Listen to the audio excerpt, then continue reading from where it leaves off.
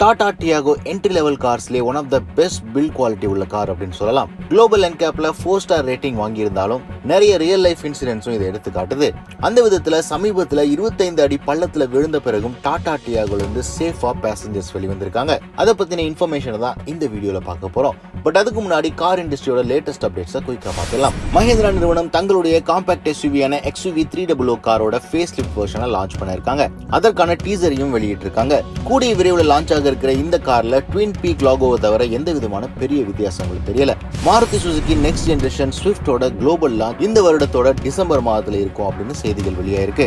Skoda நிறுவனத்தோட premium செடான்ஸான super மற்றும் ஆக்டாவியாவை அந்த நிறுவனம் குறைந்த சேல்ஸ் வால்யூம் காரணமா நிறுத்த போறதா செய்திகள் வெளியாயிருக்கு. டாடா டியாகோ பத்தின இந்த சம்பவம் கேரளால நடைபெற்றிருக்கு. இந்த டியாகோ காரோட ஓனர் தெரிவிக்கிற தகவல் படி அவர் கிட்டத்தட்ட 70 கிலோமீட்டர் வேகத்துல பயணம் செஞ்சிட்டு இருக்கும் போது ஆப்போசிட்ல எதிர்பாராத விதமா யாரோ குறுக்க வந்ததாகவும் இதன் காரணமா அவர் ஓவர் ஸ்டேட் பண்ணதுனால வண்டி கட்டுப்பாட்டை இழந்து பள்ளத்துல விழுந்திருக்கு. பள்ளத்திலையும் ஒரு வீடு இருக்கிற காரணத்தினால அந்த வீட்டோட கூரை பகுதியிலையும் இடிச்சு டியாகோ 25 அடி ஆழத்துல விழுந்திருக்கு. வண்டியில டிரைவர் மற்றும் கோ டிரைவர் இல்லாம ரியர் சீட்லயும் 2 பேர் பயணம் செஞ்சிருக்காங்க. 4 பேரும் எந்த விதமான இன்ஜுரிஸும் இல்லாம வெளிவந்திருக்காங்க. ஒரு பேண்டேட் போடுற அளவு கூட இன்ஜுரிஸ் இல்ல அப்படின்னு ஓனர் தரப்புல இருந்து தெரிவிச்சிருக்காங்க. இமேஜஸ் வச்சு பார்க்கும்போது ஃப்ரண்ட் எண்ட்ல சிவியரான டேமேஜ் தெரியுது.